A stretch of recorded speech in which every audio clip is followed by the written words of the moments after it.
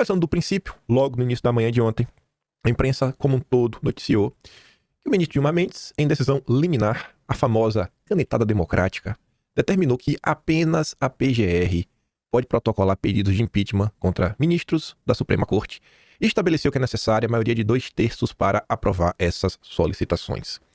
Eu estou chamando aqui de AI-7 por quê, né? Vamos lá. Eu acho que vocês já devem ter ouvido falar dos AIs, né, que ocorreram aí durante o regime militar, ato institucional número 1 e o famigerado AI-5, né? Meu Deus. E aí muita gente já usou dessa analogia para apontar que os inquéritos intermináveis, que foram abertos lá em 2019, no primeiro deles, da fake news, eles seriam uma espécie de AI-6, porque ele dá um poder, assim, nunca antes visto na República Brasileira para as pessoas, e você vê que diversas dessas decisões até hoje são desconhecidas, porque tramitam em sigilo, né? Inclusive essa questão de sigilo foi até de crítica nos últimos dias aí, em relação ao Banco Master, que agora o caso está em sigilo também. E aí você vê, esse caso ele realmente, dos inquéritos, ele fugiu muito à regra, acho que por isso que trataram como AI-6, né? É realmente um poder absurdo, foi um marco na história brasileira. E eu acho que a decisão de ontem, ela realmente entra no rol desses marcos. Porque numa canetada democrática, que vai ser referendada pelos pares, você tem assim uma mudança não só na legislação, que o pessoal comenta, poxa, mas está entrando aí outros poderes. Você não só tem isso, como a própria imprensa classifica como uma alteração no sistema de freios e contrapesos. Porque assim, e agora? Quem julga o julgador? Só a PGR? Só a PGR pode protocolar o impeachment, pedido de impeachment? Se a PGR não achar que tem problema, tem. Então, ficou muito complicado nessa situação. E aí eu fiquei pensando com as coisas que eu achei na Biblioteca Nacional. Vocês não sabem quanto tempo eu passei na Biblioteca Nacional ontem. Acabei descobrindo até coisas que não tem nada a ver com o vídeo de hoje, mas eu achei extremamente úteis. Tem uma figura que eu já falei pra vocês algumas vezes, o Roberto Simonsen, que eu digo, poxa, a gente devia estudar, né, o Simonsen. Deixa eu só ver. Ah, tá, pronto. A gente devia estudar, eu fiquei na dúvida porque essa imagem não era pra aparecer. O que eu fiz primeiro, eu pensei em colocar na sequência só os trechos que eu queria em destaque, aí depois juntei tudo numa imagem só, mas ficou bom o efeito. Lendo, eu falei, cara, deve ter alguma coisa interessante sobre a lei do impeachment. Deve ter alguma coisa interessante. Deve ter, com certeza. Enfim, nessas lidas achei tanta coisa. Achei uma página falando do Roberto Simonsen, eu não sabia. Ele é responsável direto, tanto pela criação do SES, quanto pela criação do Senai. Simonsen, que é um industriário, tinha um pensamento econômico divergente do mainstream, e que foi muito combatido, inclusive, pela turminha do mainstream, que é a turma que hoje seria a Faria Lima. Enfim, li sobre isso, li sobre outras coisas. Peguei ali notícias do final dos anos 40, né, 48, 49, para ver se discutiam coisa de lei do impeachment, e dos primeiros meses de 1950. Pois bem, isso daqui é o quê? Como vocês podem ver, é uma página, né, do jornal A Tribuna, do dia 13 de abril de 1950, página 3, falando exatamente que a lei de impeachment foi aprovada. O que me chamou a atenção isso aqui, que eu fiz questão de trazer em vídeo, é porque, a gente vai dar zoom aqui em umas coisas para vocês verem. Valeu, né? Promulgada a lei do impeachment. A gente vive hoje num país que, na maior parte do tempo, quando algum projeto de lei é aprovado, a imprensa só vai noticiar o que interessa a quem manda no país. Seja em termos de narrativas contra o projeto, seja, sei lá, algum ponto assim específico que foi aprovado. Você nunca tem a discussão do projeto na íntegra. Pega um caso bem recente, que foi o PL da Antifacções, que começou desse jeito, eu nem sei mais pra onde foi. Até hoje ainda tem algumas dúvidas, na verdade tem muitas dúvidas. Faltou muita explicação por parte da imprensa. E aí, quando você olha para trás, você vê a diferença no tratamento. Eu não acho que isso aqui é bobagem. Eu acho que isso aqui é um serviço de utilidade pública. E se a imprensa está publicando isso, é porque a imprensa achava que os seus leitores tinham capacidade para compreender o tipo de lei que o parlamento brasileiro estava votando. Hoje o parlamento brasileiro, de tão fraco que é, permite esse tipo de mudança. O parlamento brasileiro, há 75 anos atrás, criava a lei de impeachment. Hoje o parlamento deixa a lei se esvair. Olha a diferença. A imprensa que hoje, no máximo, tece suas críticas e o povo discute tudo, mas não discute nada porque são discussões rasas, como um pires. Sabe o que o jornal A Tribuna fez na época? Basicamente colocou a lei como um todo, do início até o fim, explicando os artigos, colocando os artigos, a tramitação das coisas do início até o fim. E aqui eu destaquei alguns pontos para vocês poderem ver. Porque se acreditava que naquela época as pessoas tinham capacidade para entender leis importantíssimas para o próprio cidadão, inclusive, poder exercer a sua cidadania. Aí você vai vendo lá, inclusive o principal ponto aí que foi modificado, o artigo 41, a gente falará sobre isso. Só que olha que coisa, né? Modificado o artigo 41, a gente falará sobre isso. Só que olha que coisa, né? O óbvio é tão óbvio que às vezes precisa ser dito, né? Eu nunca me debrucei sobre a lei de impeachment. Eu nunca fui olhar. Talvez se eu tivesse olhado antes, eu teria tido a mesma reação, né? Porque às vezes é tão óbvio que você fica assim, não, mas será que o impeachment sai do papel ou não sai? Quando você pega a lei, quando ela foi aprovada, você vê ali, né? Parte 3ª, título 1, capítulo 1, dos ministros do Supremo Tribunal Federal, artigo 39. São crimes de responsabilidade dos ministros do Supremo, né? O que é passível de impeachment? Primeiro, alterar ou qualquer forma, exceto por via de recurso, a decisão ou voto já proferido em sessão do tribunal. Volta atrás. 2. Proferir julgamento quando, por lei, seja suspeito na causa. Vocês sabem o que é suspeição, né? Olha, você é suspeito. Você é suspeito nesse caso, né? Você é vítima e julgador ao mesmo tempo. Quando você é vítima e julgador, isso pode ser considerado crime de responsabilidade, porque você é suspeito. Você é parte interessada no caso. Vocês já viram alguma situação no mundo, não só no Brasil, que se encaixe nesse item 2? Terceiro, exercer atividade político-partidária. Saíram as matérias, inclusive, ontem falando, né, que essa movimentação frustra os planos dos bolsonaristas. Mas, enfim, teve outras coisas, como, por exemplo, dá para ser considerado atividade político-partidária interferir na discussão de leis, por exemplo, coisas, enfim, né. 4. Ser patente desidioso no cumprimento dos deveres do cargo. Né? Tá deixando a desejar. E 5. Proceder de modo incompatível com a honra, dignidade e decoro de suas funções. Né? O decoro, né? Quebra de decoro, né? Às vezes, sei lá, né? Eu não vou dar um exemplo porque eu não quero ser antidemocrático. E ali tá o ponto, né? Que foi basicamente modificado. Porque segundo lá na DPF, é que o pessoal decidiu, é que a Constituição de 88 não deixou muito claro ter absorvido a lei de impeachment de 1950, não ficou muito claro, não tá muito claro, não tá muito claro. E tava ali, né, título 2 do processo e julgamento do capítulo 1 da denúncia, artigo 41, é permitido a todo cidadão, todo, denunciar perante o Senado Federal os ministros do Supremo e o Procurador-Geral da República pelos crimes de responsabilidade que cometeram, artigos 39 e 40. O artigo 40 versa sobre os possíveis crimes de responsabilidade do Procurador-Geral da República. Isso é o que a imprensa apresentava para as pessoas no passado, para saberem o que elas poderiam fazer, o poder que elas tinham nas mãos, ainda que o Senado não quisesse botar para andar. Mas só isso aqui é pouco, né? Óbvio que é pouco. O bom mesmo, o filé fica para depois. Antes da lei do impeachment ser aprovada, como tudo no Brasil, né? Tem quem se coloque contra. E aí o jornal Correio da Manhã, no dia 27 de janeiro de 1950, inclusive aqui é matéria de primeira página, aqui eu fiz um recorte para ficar menorzinho, que olha qual era o título. Todos os irresponsáveis são contra uma lei de responsabilidade. Quem tá contra é quem não quer jogar nas regras. É basicamente isso que se falava. E vamos dar uma olhada nesse texto, que até os exemplos que eles colocam para precisar de uma lei de impeachment chamam a atenção. Espera aí que ficou fora de ordem. O primeiro é esse aqui, a lei. A lei de impeachment foi ontem votada em último turno no Senado e subirá dentro, em breve, à sanção do presidente da República.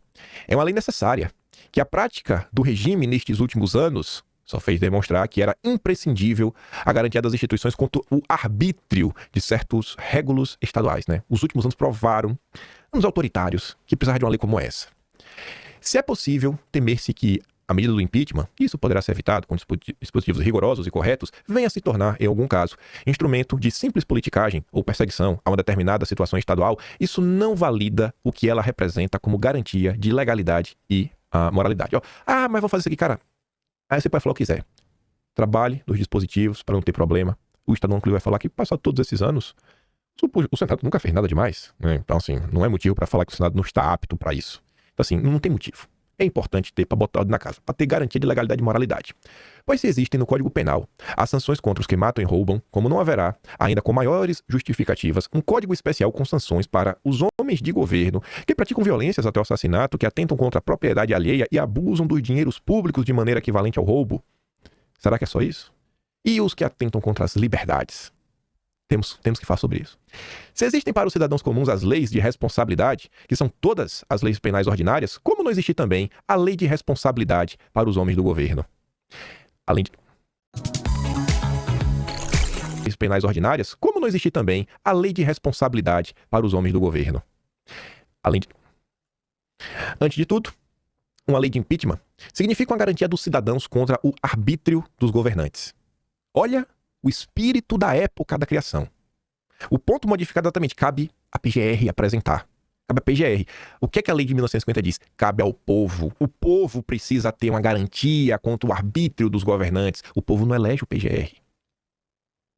Olha a diferença do espírito da época. Olha como o Brasil regrediu. Estes têm por si, para defendê-los, de uma revolta ou violência dos cidadãos, todas as seguranças, inclusive a força de todo o aparelhamento do Estado.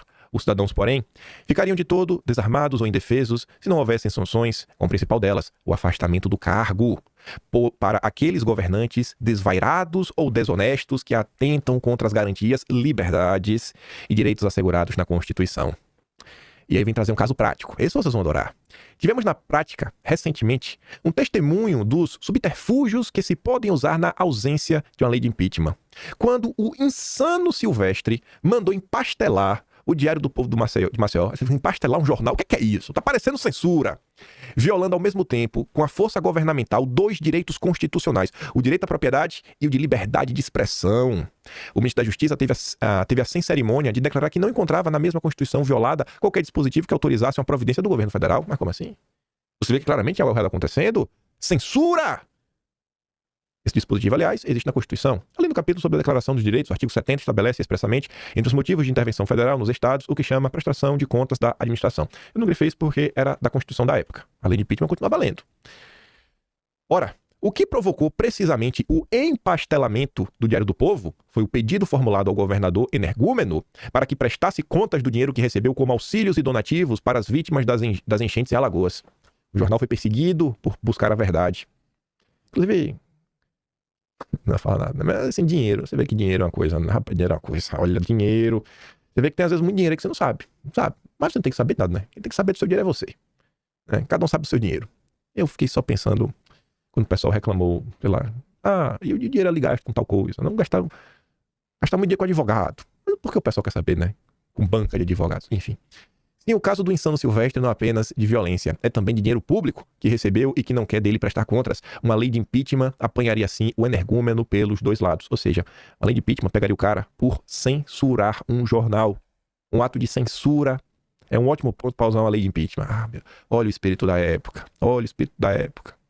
E havendo a lei de responsabilidade, o ministro da Justiça não ousará mais proclamar como único possível o gesto de lavar as mãos e deixar matar e roubar. Quer, aliás, um argumento inconfundível a favor da necessidade da lei de impeachment? Contra ela estão Silvestre, Ademar e o fantasma do Senado. Todos os irresponsáveis são contra a lei de responsabilidade. É das regras. E não é que a lei esteja sendo feita para eles, ao contrário, eles é que determinam a necessidade de, como a urgência dessa lei, assim como das calamidades públicas, resultam sempre as providências salvadoras. Uma lei dessa só existe porque tem gente que apronta. Isso era a imprensa em 1950. Apresentando para o povo o que é a lei, exerça a sua cidadania. Botando o dedo na cara de quem atenta contra a liberdade de expressão, censura nunca mais. E como é que tá a imprensa hoje, né? Onde é que eu encaixo isso aqui no vídeo hoje? Eu falei, vou botar logo do início, que a gente já começa falando do consórcio. Prazer, consórcio, né? Audiência. Como diz o Henrique, né? Você ainda não odeia a imprensa o suficiente. Passados 75 anos, Gilmar atrapalha planos do bolsonarismo nas eleições de 2026. Maravilhoso. 75 anos atrás, era a defesa do povo contra a censura. Agora, sai misto. Toque o pau. Lasque com eles. Melhor ainda foi André Sadi. Liminar de Gilmar sobre impeachment de ministros desarma golpe parlamentar gestado para 2027. Golpe parlamentar. Falei, rapaz, véio, você eleger pessoas pelo voto é um golpe. Gestado para 2027. Golpe parlamentar. Falei, rapaz, véio, você eleger pessoas pelo voto é um golpe. Que coisa, viu? 75 anos depois, veja o que se tornou a imprensa. Nos bastidores, a liminar é tratada como uma vacina para impedir que o Senado, caso tenha uma maioria bolsonarista eleita em 26, coloque o tribunal de joelhos. Eu mereço uma coisa dessa. Mas só acontece se for bolsonarista. Aí André Sadi não se contentou e veio trazer outra informação. Esse vídeo aqui eu não vou dar play, não. Após o ministro Gilmar Mendes decidir que apenas a PGR pode pedir impeachment de ministro do Supremo, medida que ainda será analisada pelos demais ministros, André Sadi contou que o Supremo acompanha de perto, ou seja, monitora, está monitorando, tanto tá aqui, ó, Supremo monitora, senadores que usam o termo como bandeira política. O ministro só tomou a decisão porque calcula ter apoio suficiente, embora não possa surgir pedidos de vista ou de destaques. Então, veja só, não basta mudar, tem que monitorar quem ainda vai criticar, viu? Rapaz, se você for criticar, a gente vai te pegar. A gente vai te pegar. Aí começa. A Feira da Fruta. Falou, enfim, né? De algo que é ruim pro bolsonarismo, o petismo faz a festa. O petismo que vive de perseguir, né? Vinícius Betiol, os maiores petistas do Twitter. Gilmar Mendes destruiu o plano dos bolsonaristas para 26. Eles queriam conquistar a maioria no Senado para fazer impeachment dos ministros que condenaram o Bolsonaro. Agora só a PGR poderá pedir impeachment e precisará de 2/3 do Senado. Grande dia. Perseguir. Um dia, o porrete muda de mão. É impossível não mudar. O Vinícius Betiol vai se arrepender desse dia. E ele vai pedir por clemência. E a turma vai lembrar quem é o Vinícius Betiol. E vai ser difícil, viu? Acalmar quem veio sofrendo aí por alguns bons anos. Aí vem os Boscardinho. A decisão de Gilmar é constitucional e se dá porque as cadelas do fascismo continuam no cio. Pronto. Gostou dessa daí? Todo mundo que reclama é fascista. Aí eu até perguntei, né? Rapaz, como é que você dialoga com quem quer te destruir, não te vê como ser humano? O grande Reinaldo Azevedo é outro aí que integra a tropa de choque do regime. Entrou em campo pra defender. Ele sempre defende, né? Ele é maravilhoso. Cadê você, Reinaldão? Escute só isso aqui. Que salvou a democracia brasileira. E não faz tanto tempo assim. Eu não estou pedindo respeito a um Supremo que no século passado fez não sei o que pela democracia. Eu estou pedindo respeito a um Supremo que neste ano, que no ano passado, que ao longo dos últimos 7 anos, tem sido o esteio fundamental da sobrevivência da democracia no Brasil. A democracia brasileira foi a única que resistiu à ascensão da extrema-direita e conservou incólumes as garantias democráticas. Foi a única democracia, aquela que é considerada a maior democracia da Terra, a mais poderosa da Terra, mais do que nós vemos em que estado está. Elegeu, inclusive, um golpista. Né? Então, claro, as pessoas fazem opções. Né? A minha opção, sim, é fazer a defesa do Supremo e cobrar cana para golpista. Mas eu não estou abrindo mão de nenhum fundamento legal, de nenhum fundamento constitucional para fazer isso. Eu estou demonstrando aqui uma posição vulnerável de ministros do Supremo. Não faz sentido ter 2/3 da Câmara autorizando a abertura de um processo de impeachment no caso de presidente e bastarem 21 senadores para abrir um processo de impeachment contra ministro do Supremo. Mentiu. E a partir daí esse ministro, enfim, entra na berlinda e passa a ser alvo de todo ataque. Nós estamos vendo o ataque dos cães, para usar a imagem bíblica. Não são 21, Reinaldo, são 41. Maioria. 41 no universo de 81. Ah, Reinaldo Azevedo, esse Reinaldo Azevedo, hein?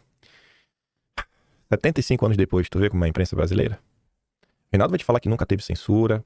Se um dia Reinaldo Azevedo aceitar que houve censura, perseguição, qualquer coisa, ele vai puxar a carta que foi necessário para a democracia ficar de pé, porque a maior democracia do Ocidente, a mais poderosa, elegeu um golpista como Trump.